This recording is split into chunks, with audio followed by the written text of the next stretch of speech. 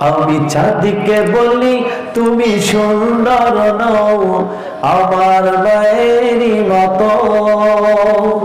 গোলাপকে বলি তুমি মিষ্টি নও, আমার মায়েরই মতো। বলি মারহাবা। আমি চাঁদকে বলি তুমি সুন্দর নও, আমার মায়েরই মতো।